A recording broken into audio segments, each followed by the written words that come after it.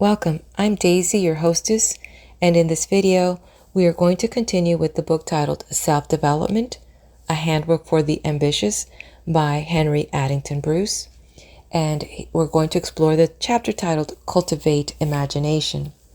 If you're new to this channel, welcome, and to our community, I want to say thank you so much for being a part of this community, for sharing these videos, for leaving your comments. It's really encouraging to me.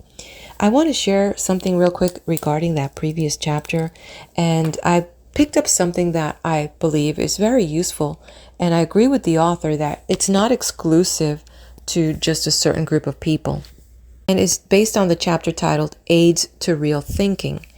It is my observation from living life, and maybe you have noticed too, that you might agree with what this author said, that there's a great majority of us out here that really don't think.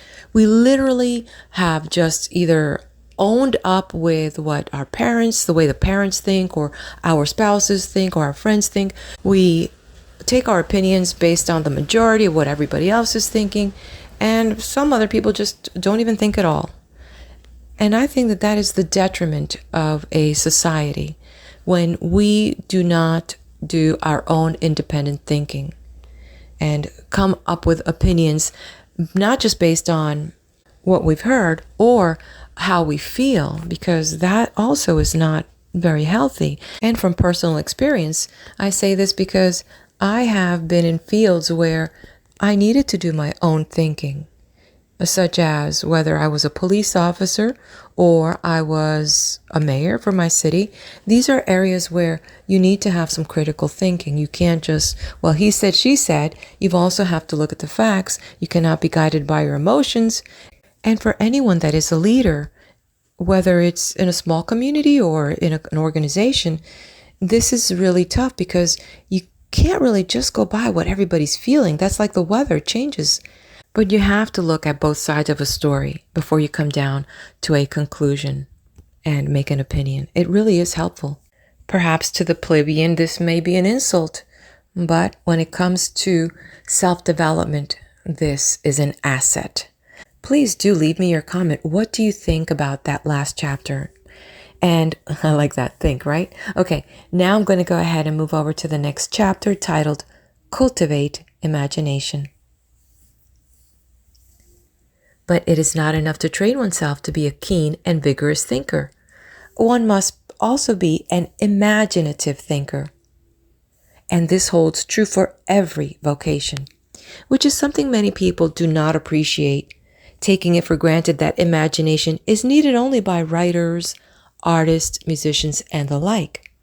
In reality, it is of the greatest helpfulness to every man, no matter what his business. Consider, by way of a specific illustration, the help it can render you as a salesman, whether you are selling hats or shirts or shoes, carpets or wallpaper, books or groceries, stove polish or plumber's supplies, anything whatsoever. Some goods, to be sure, almost sell themselves, and you are fortunate if you deal in these. But the sale of even such goods may be amazingly increased by the exercise of imagination to think up novel methods of advertising them or novel uses for them. You need to be able to visualize prospective customers in their daily life so that you can, whether by word of mouth or word of pen, appeal to them concretely. You must divine their needs, their desires, and this you can do only in proportion as you are imaginative. Also, especially if you are selling goods on the road or by mail, you need the aid of imagination to enable you not simply to present effective selling arguments, but to present these arguments at the best possible time. A striking instance of the helpfulness of imagination in this respect is found in an experience of an expert business letter writer in New York, who was asked to draw up a circular letter for a dairy company that wanted to market some milk at the high rate of 25 cents a quart. The letter was to go to a selected group of New York people who could afford to pay such a price for their milk. His first step was to visit a stationer's and obtain paper and envelopes of a quality that would in itself make a favorable impression on the clientele he wished to reach. He then began the composition of his letter, which, when completed, was only 1 page long, as he explained to me. Quote, "You've got to put yourself in the other fellow's place when writing a business letter. If you do this, you will never make the mistake of writing too much. For you will realize that the longer a business letter is, the more chance it has of going unread into the fireplace or wastebasket." End quote.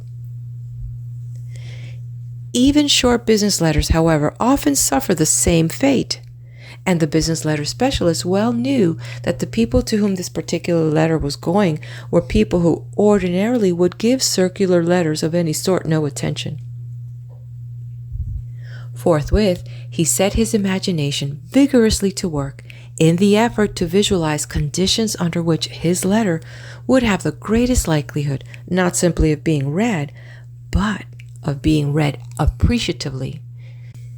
In imagination, he saw the head of every family on the dairy's company list rising, shaving, dressing, and going down to breakfast.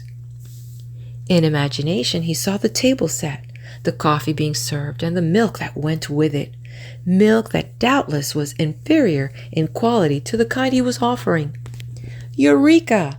His problem was solved. A careful revision of the letter was made, and it was dispatched to the office of the dairy company. With it went instructions to see that every copy sent out was mailed at night, so that it would reach its destination in the first morning mail, to gain opportunity for its being read at the breakfast table when the interest in milk would naturally be greatest. The dairy company had hoped that a certain percentage of business would result from the letter.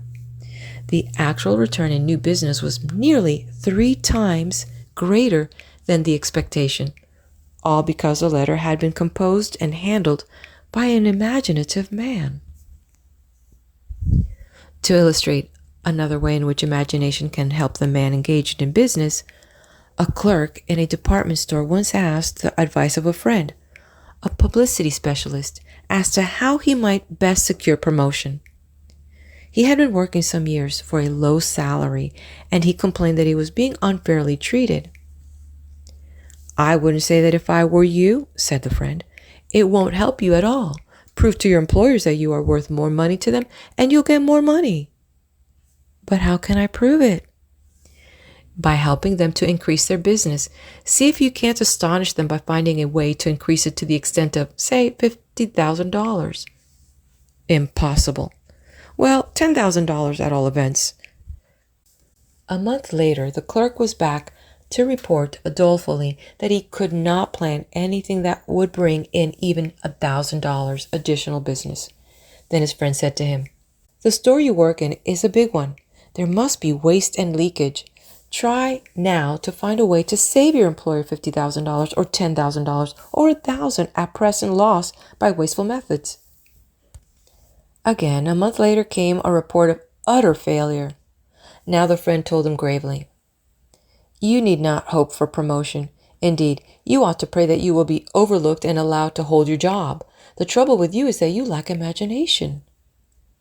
And assuredly, without imagination, there is no possibility of climbing far up the ladder of success. All of us need it, and all of us should cultivate it zealously for many reasons. Imagination, that wise teacher Dr. S.S. Curry was so well said, is the chief creative faculty. It is the faculty which enables us to enter into sympathy with our fellow man. It is the faculty which develops the comprehension of universal principles. If he had not cultivated his imagination, Thomas A. Edison could no more have achieved his marvelous inventions than Shakespeare could have written his immortal plays of Balzac with wonderful novels. Nor without the insight of imagination could any famous captain of industry have won his commanding place in the business world. How, you now ask, is imagination to be cultivated? Can it, for the matter, actually be cultivated to any great extent? Is it not a gift capriciously granted to some and not to others? For certainly to say that a man is unimaginative is commonly held to mean that he must have been born entirely lacking in the faculty of imagination. In reality, to say this means nothing more than that the unimaginative one has never made any real effort to develop imaginative power. He assuredly can do this, and the first step he should take is to broaden the range of his interests. This because, as suggested in the chapter on the origins of ideas, imagination requires material with which to work, and the more abundant the material, the better the products of imagination will be. Many men virtually paralyze their imagination through the narrowness of their interests. They are not really interested even in their work, and their interests outside their work are hardly calculated to provide imagination with adequate material for creative activity. They may play cards or billiards or pool, but they never dream of looking inside good books. They are perhaps fond of musical comedies, but you cannot drag them to a first-class lecture. They may be addicted to dancing, but would shudder at the thought of crossing the road to spend 10 minutes in an art gallery. It is not surprising to find such men unimaginative. Their minds are barren, or well nigh barren, of the working material imagination needs. Come back now to yourself. Let us be personal once more. Is your own range of interest narrow or broad? What about your occupations, your amusements and diversions outside of working hours? And these questions, moreover, are of profound import to you, apart altogether from the problem of cultivating imagination. Ill-chosen amusements can work havoc with you, and one of the most unfortunate things that can happen to anybody is to have a narrow interest range. It means a truly pathetic limitation of possibilities of usefulness, happiness, and pleasure. It means boredom for oneself and unusual ability to bore others. Not long ago, I was thrown into the company of a gentleman of this sort. He was a well-bred, polite, and altogether amiable gentleman. But I soon discovered that it was virtually impossible to exchange ideas with him. He had no opinions about literature. Fiction was all he ever read, and little of that. Moreover, he read like a sieve, retaining nothing. Art and music were unfamiliar fields to him. At the mention of a sociological topic, he looked dazed. I tried him with sports, baseball, tennis, golf. It appeared that he had once seen a big league game, but he never played games of any kind and knew nothing about them. A glorious sunset was in progress. I called his attention to it. Yes, it's quite pretty, was all I drew. He had some ideas about the war, but not many. Not once did he look humanly responsive until mention was made of money. Then I learned that he was in the banking business, but he was too well bred to talk shop. In despair, I fled. Life for people like this is bound to be a burden, because the narrowness of their range of thought drives others from them. They necessarily are thrown much upon their own resources. And because they have scarcely any resources of their own, they are hard put to pass the time outside of their working hours. From sheer desperation, they may haunt the theater night after night, or become devotees of some game of chance. Or they may throw themselves into an outdoor amusement, which after all does not amuse them, as it does other people because of the motive from which they engage in it. To escape from boredom, that is their great desire. Yet the one sure means of escape, the cultivation of many interests, they do not take. Cultivating many interests, they would become less wooden and more human. Becoming more human, they would become more adaptable socially. They would find it easier to respond to the suggestions thrown out by other people.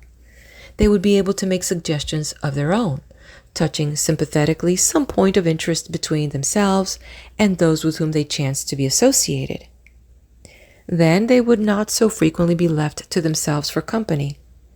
And when alone, they would find that they could be very good company for themselves. Also, If at the same time they intensify their interest in their life work so as to read and study and reflect about it, they are likely to develop imaginative power to a degree surprising to themselves and to all acquainted with them. Reflection is indeed necessary to the development of imagination.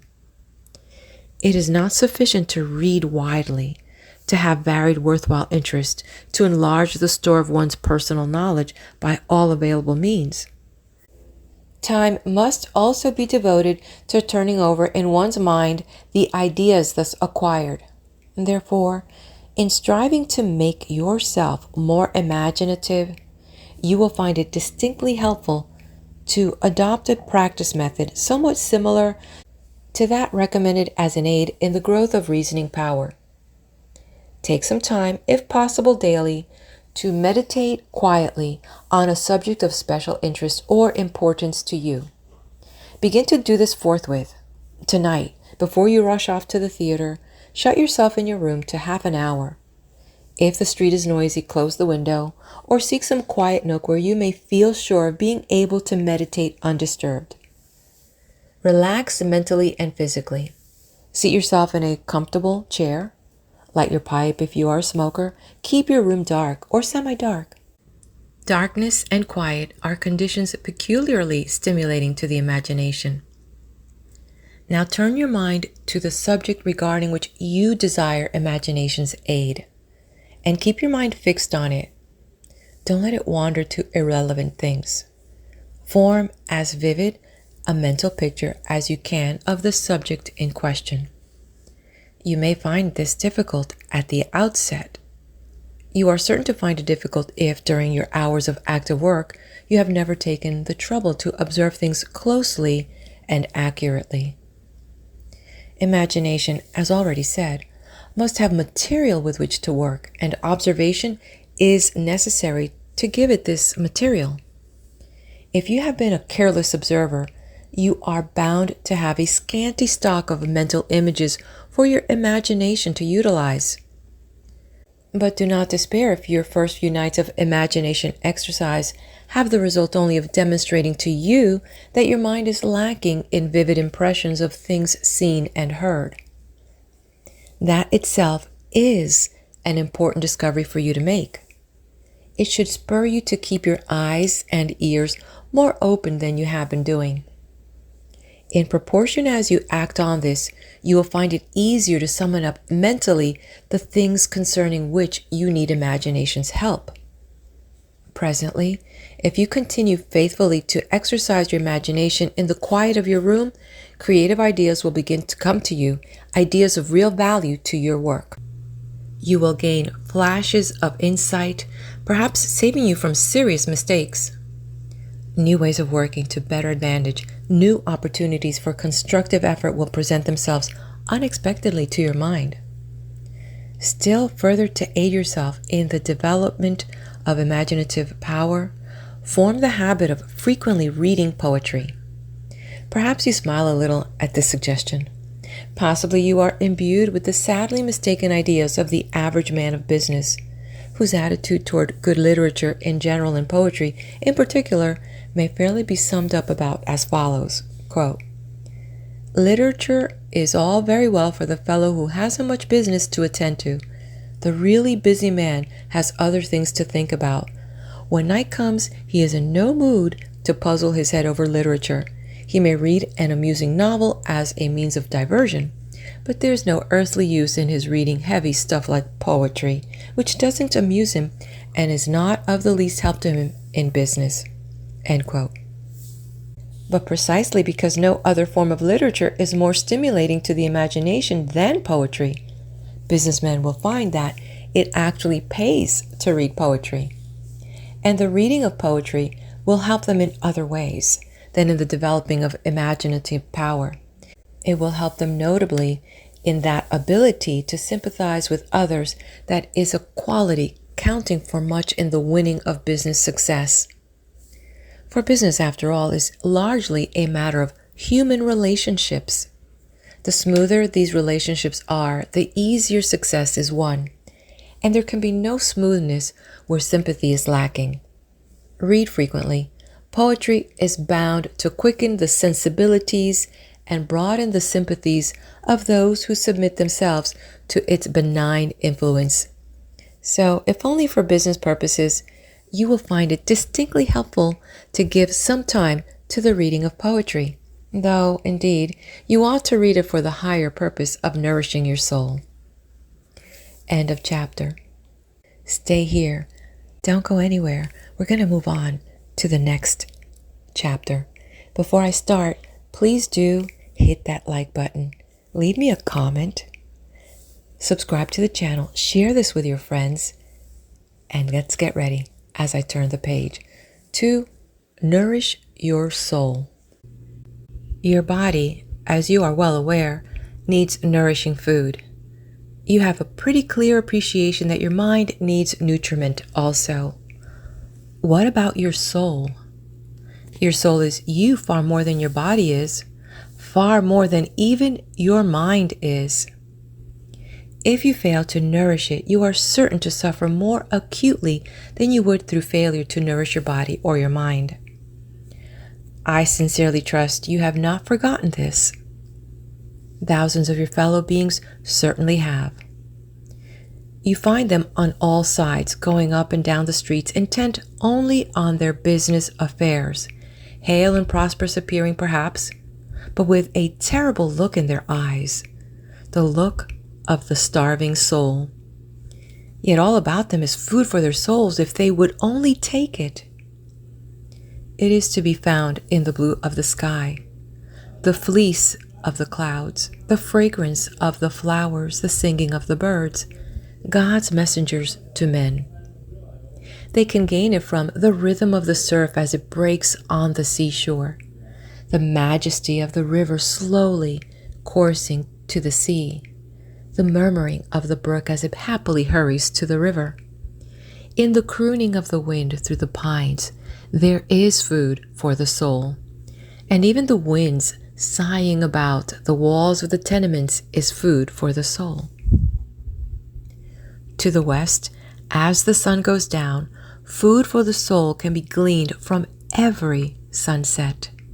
In the east, with the rosy shafts of dawn, food is offered to the souls of men. And the offering is renewed as God hangs out his lights in the purple canopy of nighttime. These hurrying ones, these starving ones, if they but knew it, could find food for their souls in every great architectural creation that adorns their streets. From the masterpieces on the walls of their art museums, from the strains of classic music in their concert halls, food is perpetually offered them. Ignorantly they pass by. Ignorantly also they pass by their churches, richest of all in their offerings to the soul, and offered not alone in a formal church service. 5 minutes of quiet meditation in the hallowed peace of a silent church might mean vastly more than years of feverish striving for satisfaction elsewhere. But the starving ones, all unawares, rush past the church in their haste to get to the marketplace. Are you among them? Have you, too, been denying your soul the nutriment it craves? Are you perchance unfortunately akin to the farmer who figures in the following little tale? It was an exceptional night for stars. No clouds, no moon, an air briskly crisp. High overhead hung Vega, with Altair to the south, Arcturus sinking in the west, Capella rising low on the horizon in the northeast. 2 young people, standing in the open meadow, feasted their minds and their souls in a study of the constellations. You could hardly see them from the road, their pocket light occasionally flashing in firefly semblance as they turned it on their sky map. Along passed 2 farmers, homeward bound. One voiced his puzzlement at the figures in the meadow, questioning his companion as to what they might be doing. Doing? Came the contemptuous response. They're staring at the stars. That's all they're doing. Foolishness. The young people, hearing, smiled to themselves. They could afford to smile. Foolishness, their stargazing might seem to the farmer. To them it was a source of joy, of inspiration for finer thinking and nobler doing.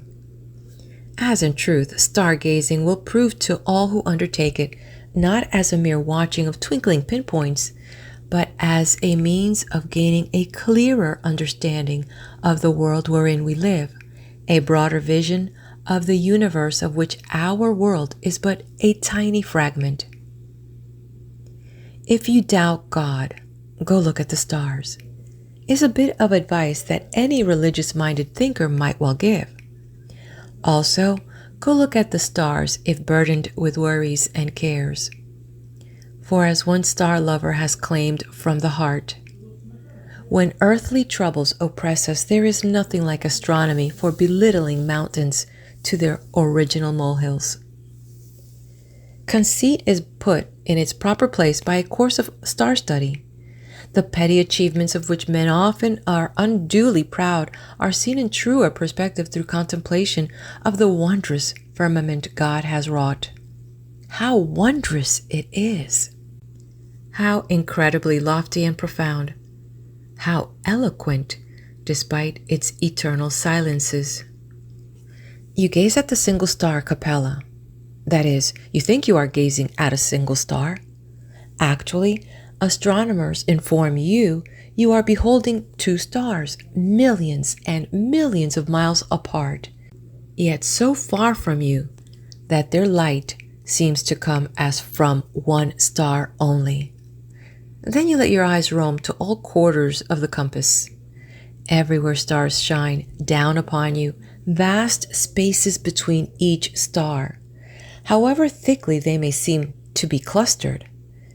And beyond them all are other spaces, spaces unimaginable, unknowable. Your soul grows as you look. Your heart reaches out and upward. Life and the universe, and the supreme director of life and maker of the universe, acquire an ever more significant meaning to you. You are gaining an education you need, an education everyone needs. So let none of us sneer with the farmer foolishness. Let all become stargazers, looking up, studying the lessons written in hieroglyphs of gold, lessons that will help the learner to pass happily through his span of earthly existence and to prepare worthily for the phase of which the heavens in their majesty give assurance. And let us nourish our souls in the daytime amid the hurly-burly of the city by snatching a few minutes now and then for contemplation of the majestic, the beautiful, the sublime that surrounds us in church, art, museum, architectural creations, and in the open spaces of our parks. Are you indeed aware that one of the special functions of city parks is to provide a place for soul-refreshing contemplation? Ponder this passage quoted from Charles Mulford Robinson's admirable book, Modern Civic Art. Quote, "Smaller spaces can satisfy many of the desires of the crowded city people, can supply fresh air and ample playroom and shade of trees and brightness of grass and flower. But the occasional so pressing want of the quiet and peculiar refreshment which comes from contemplation of scenery, the want which the rich satisfy by fleeing from town at certain seasons, but which the poor can seldom fill, is only to be met by the park." End quote. The landscape architects who laid out and developed our parks have in most cases kept this great function steadily in mind. But the same cannot be said of the majority of those who visit the parks. They use the parks for almost anything except to gain moral and mental refreshment through meditative contemplation of the park's beauties. To some people, parks are exercise places, to others recreation places, to others places for pleasant social intercourse. All this is proper enough. There are legitimate uses to which parks may be put. Over and above these, however, there is the main, the distinctive use which is so generally ignored. Nay, it may further be said that, among those who really appreciate the chief function of parks, there are a large number who unconsciously prevent themselves from using a park to best advantage. Of those whom we see sitting on park benches or strolling leisurely along shady park paths, how many are in fact using the park as it is primarily meant to be used? They are looking, to be sure, at the pond, at the tree-clad hill, or at the long stretch of verdant turf. But where are their minds?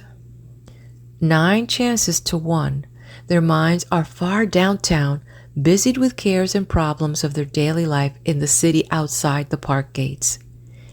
Even in this beauty spot, they have not allowed themselves to escape from mental tension. What the users of parks must do, if they are to profit as they should, is to open their minds as well as their eyes to the charms of the scenery around them. They must learn to relax the moment they set foot in a park. They must get into the habit of hunting out quiet nooks that give broad, picturesque views. Undisturbed, resolutely excluding all discordant thoughts, let them here devote themselves to a restful survey of tree and water and sky. Let them absorb from nature the inspiration, the strength that nature can bestow on them. The more they thus use the parks of their city, the richer their lives as a whole will become. Bear this in mind the next time you visit a park.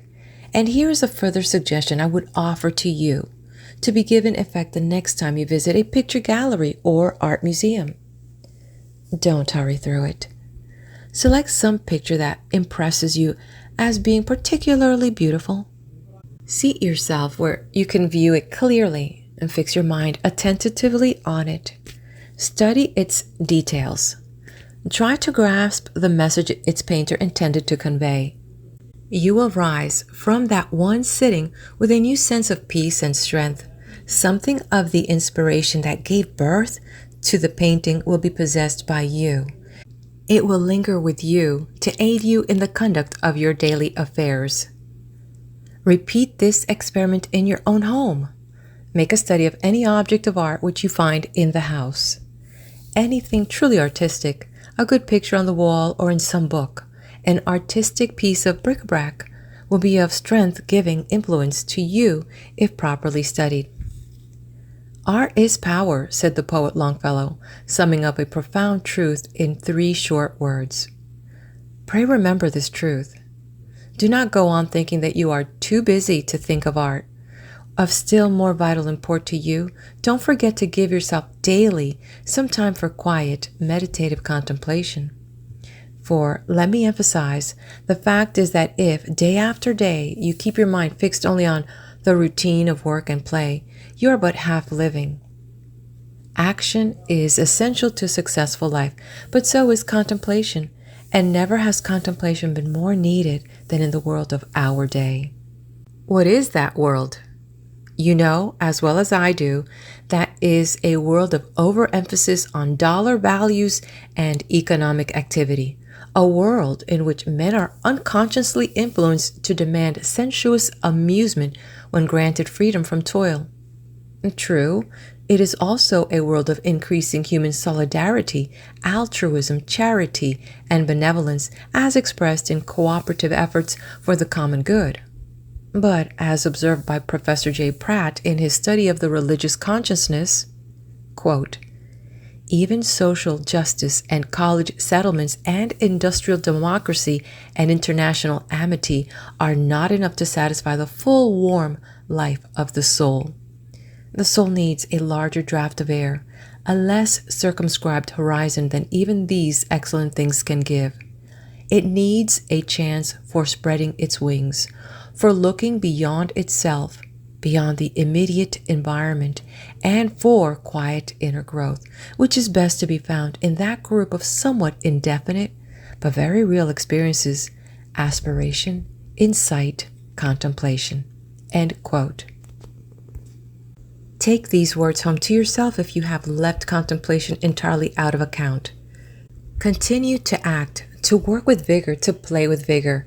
but also learn to grow in power and happiness through closer contact with the higher realities, the spiritual imponderables that hearten and energize as can nothing else. End of chapter. I am kindly asking, hit that like button. I hear that the more likes a channel get, the more chances it will get exposure and pushed out there so others can reach this. Also, if you find this content useful and you know of someone in your life that could benefit from hearing this, please do share that. And of course, subscribe to the channel. And let's head over to the next video as we continue this fabulous book. This last chapter, whoa, it's touched my soul. I hope that it's reached yours too.